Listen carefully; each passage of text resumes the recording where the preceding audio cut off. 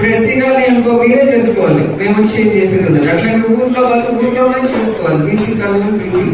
ఇప్పుడు ఎస్సీగారిని అనుకో మీరే చేసుకోవాలి, మేము వచ్చి ఏం చేసేది ఉండదు. అట్లాగే ఊర్లో వాళ్ళు ఊర్లోనే చేసుకోవాలి, బీసీ కాలం బీసీ. కాబట్టి అట్లా ఎవరి పని వాళ్ళు చేసుకుంటుంటే ఎవరికి డిస్టర్బ్ ఉండదు, ప్లస్ వర్క్ కూడా ఫాస్ట్ అప్ అవుతుంది. మీకు ఒక క్లారిటీ వస్తుంది, ఎవరు మన వాళ్ళు ఎవరు కాదు అనేది మీకు ఐడియా ఉంటుంది. సో దాన్ని బట్టి మనం ఎలక్షన్ చేయడం ఈజీ అవుతుంది. సో యాక్షన్ ఆఫ్ ప్లాన్ అనేది ఈసారి చాలా కేర్ఫుల్ గా ఉండాలి. ఏదో పాత కాలంలో లాగా పోయినామా, ఏదో డబ్బులు ఇచ్చేసినామా, మంది ఇచ్చేసినామా, వాడు వేస్తే వేసినా లేకపోతే లేదు అనేది ఇప్పుడు లేదు. ఇప్పుడు మొత్తం సిస్టమాటిక్ గా ఏ ఇంటికి ఎంత మందికి ఏమి ఇచ్చాము అనేది క్లారిటీ ఉంది.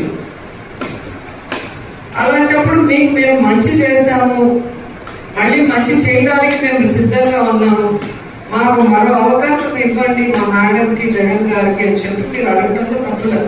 రైట్ ట్రయల్గా అడగచ్చు. అంతకుముందు అయితే మనం ఎలక్షన్ అప్పుడు పోతే నీళ్లు లేవనో, అది లేదు, రోడ్ లేదు, ట్రైన్ లేదని తిట్లు తినడమే సరిపోయేది మనకి. కానీ జగనన్న పుణ్యమా అని ఈరోజు ధైర్యంగా ప్రతి ఊరికి ప్రతి ఇంటికి ఏ పార్టీ వాడైనా కూడా మనం పోయి నీకు ఇది చేసామయ్యా, మీ పార్టీ చేసిందా, నేను చేసిన, మా జగనన్న చేసిన, మా మేడం చేసిన చెప్పుకుంటే ధైర్యంగా మీకు ప్రతి ఇంటికి ఉంది. అది చాలు కదా, ఇంటికి చేసిన దానికి ఈసారి ఓటేస్తే ఇంకా వాళ్ళకి ఏం కావాలో చేస్తాం. అప్పుడు ఇంకోసారి 2009లో వేయించి ఇప్పుడు జరిగిన దానికి ఇప్పుడు చేయండి అనేది కూడా మనం చెప్పాలి. సో అది లీడర్స్ చేతిలో ఉంది. మీరు చాలా టైం ఉంది అనేసి మీరు స్లోగా ఉన్నారనుకో ఇబ్బంది అవుతుంది. ఎందుకంటే ఈ ఊపి ఇలాగే వెళ్ళాలి. ఇప్పుడు జగనన్న ఇంత మంచి చేసి సిద్ధం సభలు మీరు చూస్తుంటారు. అసలు ఏ విధంగా కార్యకర్తలు కానీ నాయకులు కానీ ముఖ్యంగా లబ్ధిదారులు వాళ్ళందరూ కూడా వస్తేనే కదా లక్షలాది మంది వస్తారు మీటింగ్కి. చంద్రబాబు నాయుడు మీటింగ్ మనం చూసినారు, 2000 మంది కూడా రాలేని పరిస్థితి. ఏంటి, బీజేపీ, తెలుగుదేశం, జనసేన 3 కలిస్తేనే 2000-2500 మంది రాలా. మీరు చూసింటారు వీడియోలు, ఫోటోలు. మరి లక్షలాది మంది వస్తున్నారు అంటే దేనికి వస్తారు? ఊరికి ఎవరు రారు కదా, అభిమానం.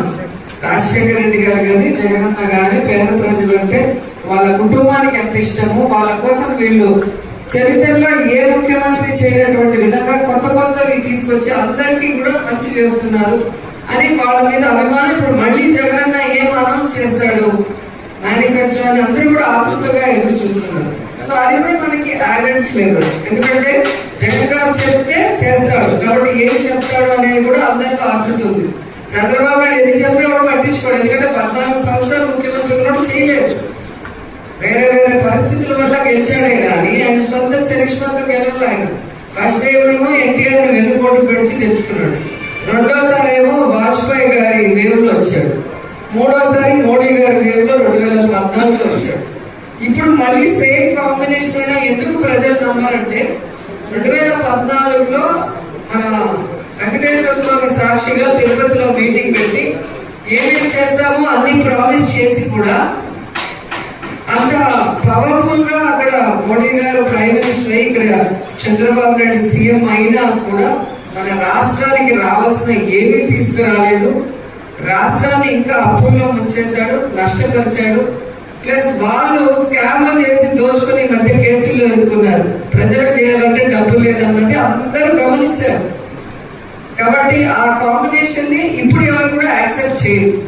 ఎందుకంటే ఆల్రెడీ చూసేశారు, వాళ్ళు ఏదో చేస్తారు అనుకున్నప్పుడు ఇక్కడ అక్కడ కంబైండ్ ఎలక్షన్కి వచ్చి పవర్ లో ఉండి కూడా చేయనోడు ఇప్పుడు ఏం చేయగలడు అని.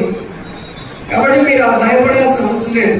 2014లో గెలిచారు, ఈ కాంబినేషన్ ఇప్పుడు మళ్ళీ ఏమన్నా అవుతుంది ఏమన్నా భయం మీకు అవసరం లేదు. ఎందుకంటే మోడీ గారు వచ్చిన మీటింగ్ మీరు చూసారు. నాకు తెలిసి మోడీ గారి జీవితంలో ఆయన మీటింగ్స్ లో ఫస్ట్ మీటింగ్ ఇదే ఉంటుంది, చంద్రబాబు నాయుడుతో కూర్చొని. కాబట్టి అక్కడే మోడీ గారికి కూడా అర్థమై ఉంటుంది జగనన్న చరిష్మా ఏంటి, చంద్రబాబు నాయుడికి ప్రజల్లో ఏ విధంగా ఆశ్రయించుకుంటున్నారు అని.